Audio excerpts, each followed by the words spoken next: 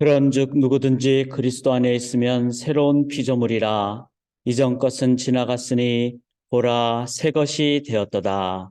사랑하는 하나님, 오늘도 그리스도 안에 주님을 의지하는 믿음으로 시작함으로 새 피조물로 새로운 삶으로 오늘 시작합니다. 감사합니다. 주의 귀한 영원한 나라 백성으로 오늘도 하나님 나라 건설하며 살아가는 가장 귀한 복의 통로가 되는 삶 살게 도와주시옵소서.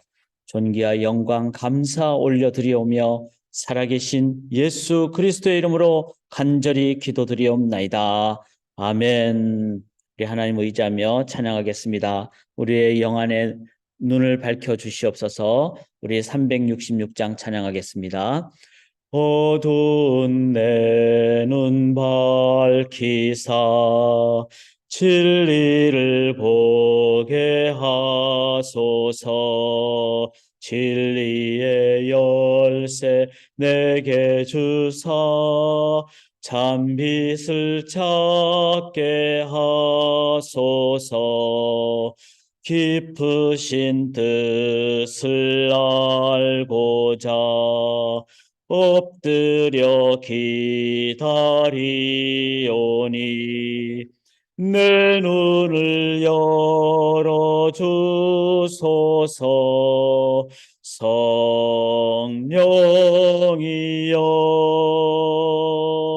막혀진 내 귀 여시사 주님의 귀한 음성을 이 귀로 밝히 들을 때에 내 기쁨 한량 없겠네.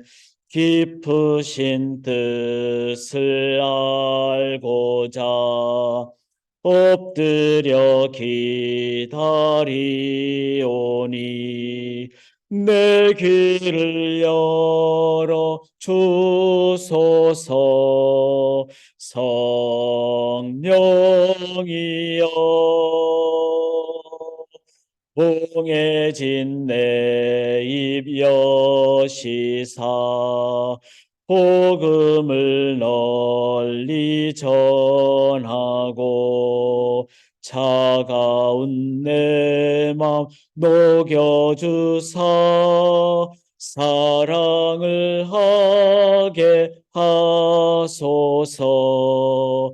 깊으신 뜻을 알고자 엎드려 기다리오니 내 입을 열어 주소서. 성령이여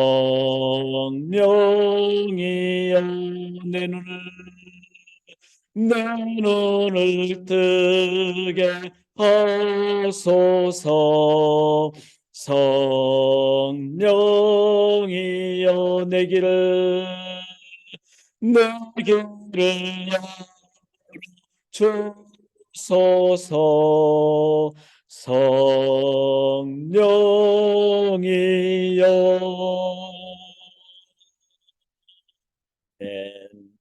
우리의 영적인 눈이 뜨이기를 기도드리며 오늘 말씀 민수기 22장 21절에서 35절 말씀이 되겠습니다. 발람과 낙이 유명한 그 사건인데, 낙이는 영적인 눈이 뜨여서 낙이는 사신을 보고 이렇게 가지 않으려고 했지만 발람은 눈이 뜨이지 않아서 보지 못하는 그런 장면이 되겠습니다. 민수기 22장 21절부터 제가 표준 세번역으로 봉독해 드리겠습니다. 발람은 아침에 일어나 자기 나귀의 안장을 얹고 모압 고관들을 따라서 길을 나섰다. 그러나 그가 길을 나서는 것 때문에 하나님이 크게 노하셨다. 주님의 천사가 그의 대적자가 되어서 길에 서서 가로막았다. 발람은 자기 나귀를 탄 채로 있었고 그의 두 종이 그와 함께 있었다. 나귀는 주님의 천사가 칼을 빼어 손에 들고 길에 선 것을 보고 길을 벗어나 밭으로 들어갔다. 발람은 나귀를 때려 다시 길로 들어서게 하였다. 그러자 주님의 천사가 이번에는 두 포도원 사이에 좁은 길을 막아섰다. 길 이쪽에도 담이 있고 길 저쪽에도 담이 있었다. 나귀는 주님의 천사를 보자 이쪽 벽으로 몸을 바짝 붙여 발람의 발을 벽에 긁히게 하였다. 그러자 발람이 나귀를 한 대 더 때렸다. 그때 주님의 천사가 앞으로 더 나아가 오른쪽으로도 왼쪽으로도 피할 수 없는 좁은 곳에 섰다. 나귀는 주님의 천사를 보고는 발람을 태운 채로 주저앉았다. 발람은 화가 나서 지팡이로 나귀를 때렸다. 그때 주님께서 그 나귀의 입을 여시니 그 나귀가 발람에게 말하였다. 제가 주인 어른께 무슨 잘못을 하였기에 저를 이렇게 3번씩이나 때리십니까? 발람이 나귀에게 대답하였다. 너는 나를 놀림감으로 여기느냐? 내가 칼을 가지고 있었더라면 이 자리에서 너를 죽였을 것이다. 나귀가 발람에게 말하였다. 저야말로 오늘까지 어른께서 늘 타시던 어른의 나귀가 아닙니까? 제가 언제 이처럼 버릇없이 군 적이 있었습니까? 발람이 대답하였다. 없었다. 그때 주님께서 발람의 두 눈을 열어주셨다. 그제야 그는 주님의 천사가 칼을 빼어 손에 들고 길에 선 것을 보았다. 발람은 머리를 숙이고 엎드렸다. 주님의 천사가 그에게 물었다. 너는 왜 너의 나귀를 이렇게 3번씩이나 때리느냐? 네가 가서는 안 될 길이기에 너를 막으려고 이렇게 왔다. 나귀는 나를 보고 나에게서 3번이나 비켜섰다. 다행히 나귀가 비켜섰기에 망정이지 그렇지 않았더라면 내가 나귀는 살렸겠지만 너는 분명히 죽였을 것이다. 발람이 주님의 천사에게 말하였다. 제가 잘못하였습니다. 천사께서 저를 만나시려고 길에 서 계신 것을 몰랐습니다. 제가 가는 것이 잘못이면 저는 되돌아가겠습니다. 주님의 천사가 발람에게 말하였다. 저 사람들하고 같이 가거라. 그러나 너는 내가 말해주는 것만 말하여라. 그리하여 발람은 발락이 보낸 고관들과 함께 갔다. 아멘. 살아계신 하나님의 말씀입니다. 저희가 발람에 관해서 말씀을 계속 나누고 있는데 발람하고 발락하고 좀 우리가 혼돈이 안 되면 좋겠습니다. 이제 민수기 22장은 이스라엘 백성들이 39년 동안 광야에서 이제 훈련을 받고 이제 훈련 받은 다음에 이제 곧 가나안으로 들어가는 그런 상황이 되겠습니다. 그래서 훈련도 지나고 이제 가나안에 들어가는 그 상황에 가나안은 어떤 곳이죠? 거룩한 곳이 돼야 됩니다. 그래야지 그 거룩한 곳에서 하나님의 그 말씀을 전하는 그 상황이 되죠. 그리고 열방으로 나가야 되기 때문에 오늘날 교회도 마찬가지입니다. 교회는 정말 그 커뮤니티를 향해서 지역사회를 위해서 복음을 증거해야 되니까 먼저 교회가 거룩하고 또 복음으로 가득 찬 그런 곳이 되어야 되겠죠. 그런 의미로 이제 지나가는데 가나안으로 들어가는데 또 교회를 하나님 앞에 건설하며 나아가는데 이제 모압 왕이 못 지나가게 하니까 그 발락이죠. 못 지나가게 하니까. 근데 발락 입장에서는 하나님의 군대가 세니까 그때 당시에 있었던 그런 그 어떤 주술사들을 향해서 이제 저 나라 좀 저주해 달라. 이제 그런 상황이 됐던 것이죠. 그래서 그 사들 중에 한 사람이 누군가 하면 바로 발람이라는 것입니다. 근데 발람 말을 들어서도 안 되고 또 그렇다고 모압 왕을 그냥 지나가서도 안 되죠. 반대하니까 이제 무찔러야 되죠. 그래야지 가나안을 들어갈 수가 있으니까. 자, 그런 의미로 어떤 어려움이 와도 하나님의 그 나라 또 우리의 삶에 내 마음에 하나님의 그 가나안을 만드는 것 이거는 참으로 중요합니다. 근데 마귀는 어떻죠? 그렇게 만들지 못하도록 계속 공격을 합니다. 발락을 통해서 공격을 해서 그래서 뇌물을 막 바치고 막 그러잖아요. 또 위협을 하기도 하고 한 번 안 되면 2번 하고 그렇게 하는 그 와중에 이제 그 도구가 됐던 사탄의 도구가 됐던 인물이 바로 발람이라는 겁니다. 그래서 발람이라는 인물이 어떤 인물일까? 근데 이제 여러 가지 추측이 있습니다. 그런데 분명히 그가 뭐 여호와 이렇게 표현을 하긴 하지만 그는 당시에 복술가들이 다 있었던 그 지역에서 유명한 복술가. 그러니까 모압 왕 발락이 그렇게 찾아갔겠죠. 640km 정도 되는 먼 거리라고 합니다. 그 먼 데까지 찾아갔다는 것은 유명한 복술가라고 할 수 있습니다. 그런 그 발람은 이 하나님, 그러니까 이스라엘 백성들 믿는 하나님이 아주 강력한 하나님이라고 생각하는데 그냥 당시에 있었던 다신교, 그래서 이방의 신 중에 하나로 생각을 했다고 볼 수가 있습니다. 그런데 그런 발람은 그러니까 이제 그도 그 하나님의 한 도구였죠.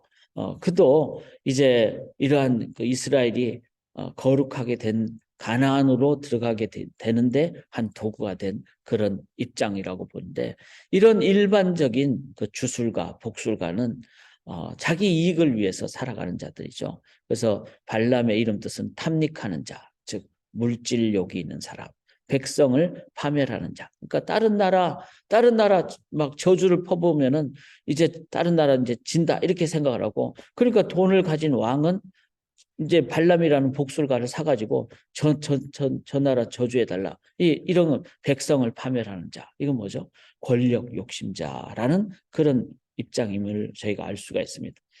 우리의 삶에 이러한 발람과 같은 그런 모습들이 있을 수가 있죠.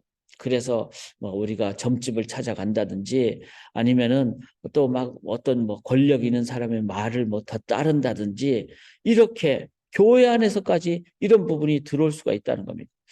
뭐 그 캘리포니아 지역에 교회들이 많죠. 그런데 통계에 의하면은 그렇게 많은 신앙인들이 또한 점집을 그렇게 간다고 하죠.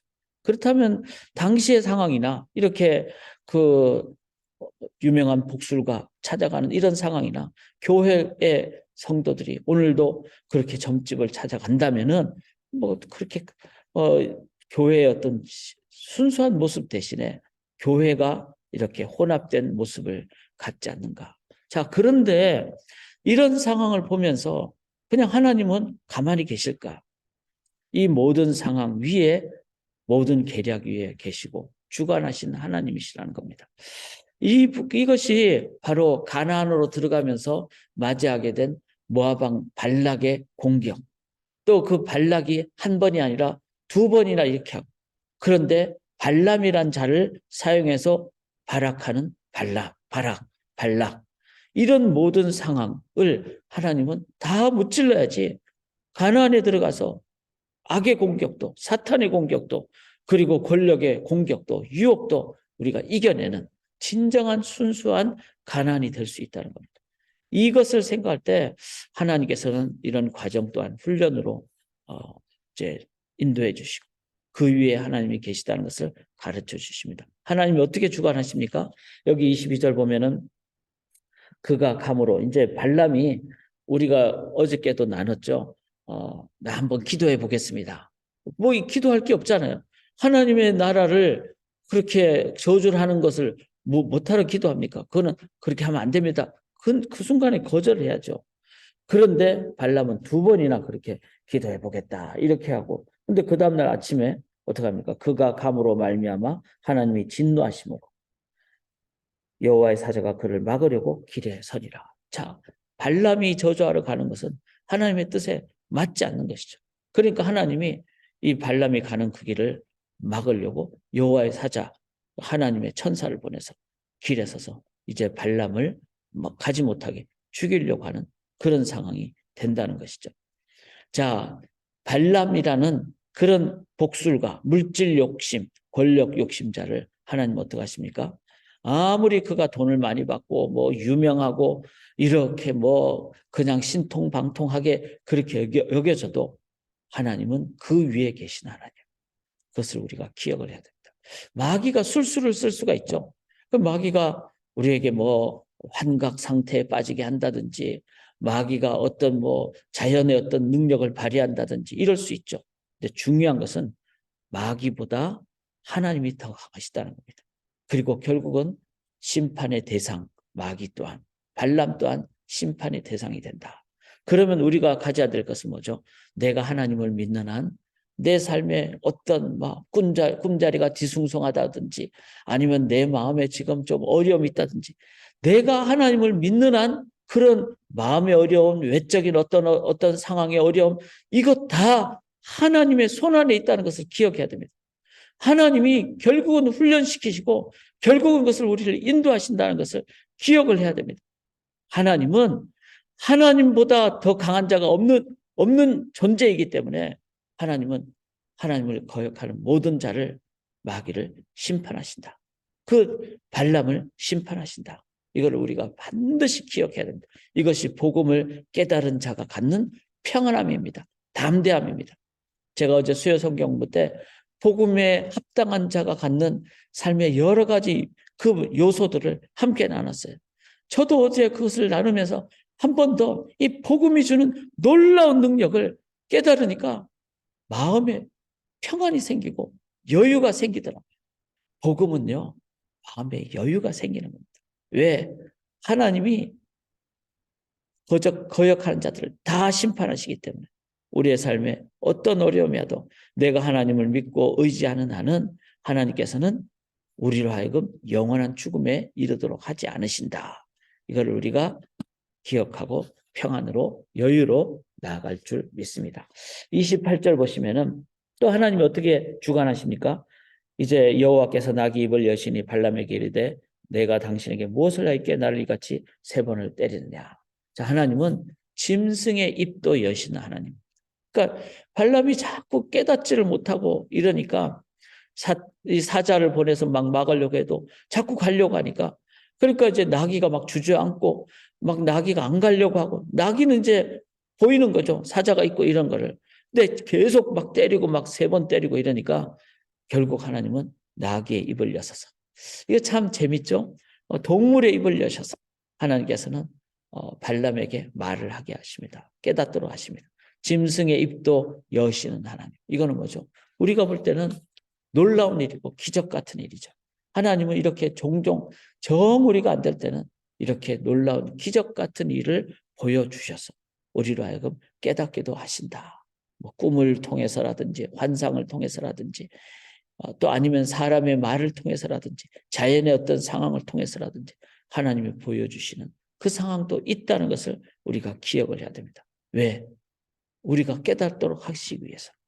31절을 보시면 그때 여호와께서 발람의 눈을 밝히심에 여호와의 사자가 손에 칼을 빼들고 길에 선 것을 보고 그가 보고 머리를 숙이고 엎드리니 자 이제는 발람의 눈을 열어주셨습니다.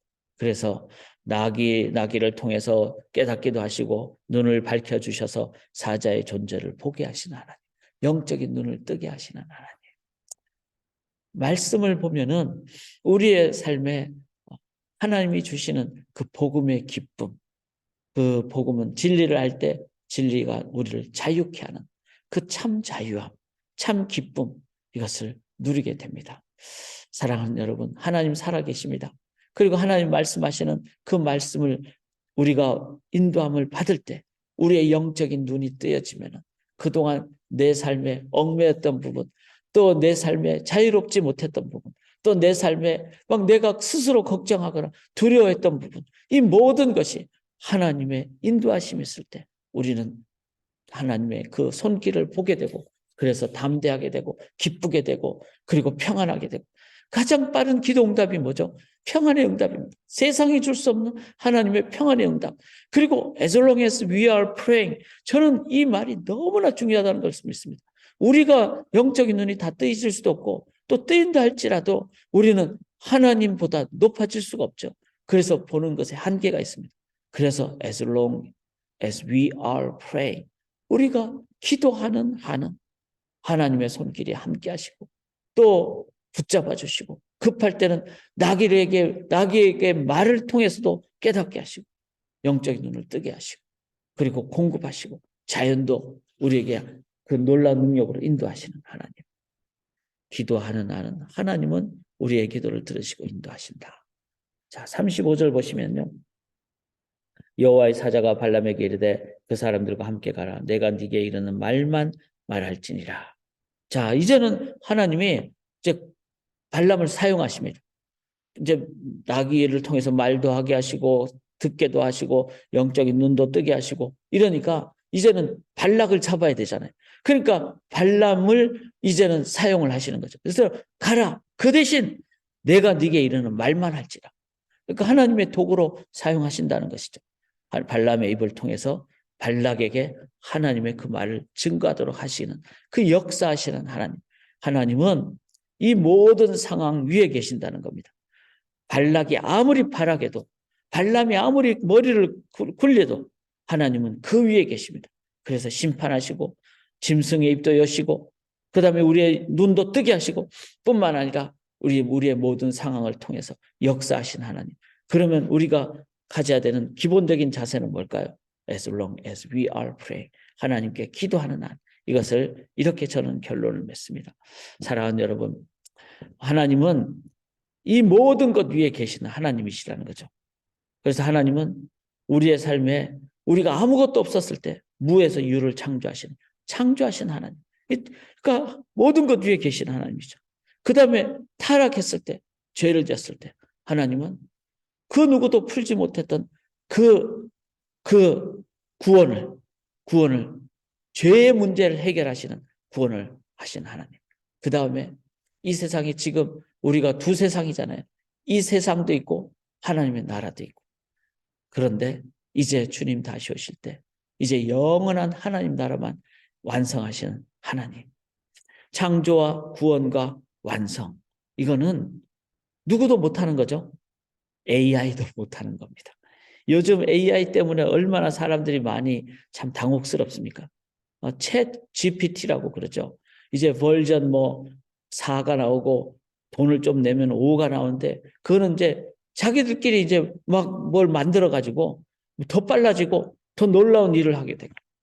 저도 좀 사용을 해보니까 참 이렇게 도움이 되는 부분이 있습니다. 그런데 챗 GPT가 못하는 것이 있어요. 아무리 버전이 지금 업그레이드 돼가지고 아무리 높은 버전이 돼도 챗 GPT가 못하는 거예요. 그게 뭐죠? 바로 이 세 가지예요. 창조 못합니다. 이것은 그 데이터를 가지고만 하기 때문에. 그래서 저도 한번 넣어보니까 틀린 얘기도 많이 나오고. 왜냐하면 가짜 입력을 많이 사람들이 해놨기 때문에 거기에 대해서는 그것만 밖에 활용을 못하는 거죠. 창조를 못합니다. 챗 GPT는, AI는. 그 다음에 AI가 못하는 게 뭐였죠? 구원을 못합니다. 우리의 죄 문제를 해결을 못하는 거죠. AI가 못하는 게 뭐가 있죠? 영원한 삶을 못 삽니다. 즉 영원한 완벽한 삶, 그걸 못하는 거죠. 하나님과 함께하는 그 영적인 그리고 영원한 그 일을 못하는 거죠. 이거는 하나님밖에 못하는 겁니다. 자, 그것을 보면서 더 그냥 확신과 담대함을 갖게 되죠. 이 세상 과학이 막 발달해가지고 막 로봇가 발달하고 막 아무리 그래도 우리가 기죽을 필요도 없고 또 담대하게 해야 되고 그리고 더 주관하시는 하나님에 의해서 이 세상을 다 컬티베이트, 잘 다스려야 되죠. 우리 청년부의 그 목표 중에 하나가 컬티베이트. 이 세상을 다스려야 되는 거죠. 그럼 누구에 의해서? 바로 창조하시고 구원하시고 완성하신 하나님. 이 모든 것 위에 주관하신 하나님. 그 하나님을 우리가 전적으로 의지할 때 발락이 아무리 바라게도 발람이 아무리 개교를 부려도 그 위에 계신 하나님을 이길 수가 없다. 이 창조 구원 완성하신 하나님을 전적으로 의지하며 믿음으로 살아가실 때 우리 마음이 어떻게 되죠? 가난이 된다는 겁니다. 그 가난이 될 때 그 가난 정복을 할 때 우리는 이제 가난으로부터 열방으로 오늘도 우리 자녀들 학교로 보낼 때 또 우리가 이제 직장을 나갈 때 우리가 이 커뮤니티로 나갈 때 열방으로 나갈 때 하나님 나라 건설하는 제사장, 왕 같은 제사장의 역할을 감당하게 될 줄 믿습니다. 사랑하는 여러분, 창조 구원 완성하시는 하나님을 전적으로 의지하심으로 오늘도 하나님 나라 백성의 삶을 이 땅에서 살아가시는 왕 같은 제사장 되시기를 주님의 이름으로 간절히 기원합니다. 살아계신 하나님 감사합니다. 모든 것 위에 계신 하나님을 저희가 기억하며 창조하신 하나님, 구원하신 하나님, 완성하신 하나님, 그 하나님을 이제 우리의 온 마음을 다하여 믿음으로 의지하고 그 하나님께 기도하고 그 하나님의 임재를 구하고 그 하나님께 예배하는 오늘 삶을 삶으로 막힌 곳에 창조적으로 뚫게 되는 그리고 제 문제가 있는 곳에 창조적으로 구원하게 되는 그리고 이 불완전한 세상에 완벽한 하나님의 나라를 보여주고 그 나라를 소개하는 하나님 나라 백성의 삶을 오늘도 귀하게 살게 도와 주시옵소서. 하나님은 사랑합니다. 우리 성도님들 각 처소의 심령에 오늘도 온전히 충만하게 임재하여 주셔서 두려움 대신에 담대함으로 그리고 걱정 대신에 평안함으로 그리고 하나님의 그 응답으로 평안으로 함께하여 주시옵소서. 기도에 응답하여 주실 줄 믿고 감사드리오며 살아계신 다시 오실 지금도 우리와 함께 하시는 능력의 예수 그리스도의 이름으로 간절히 기도드리옵나이다. 아멘.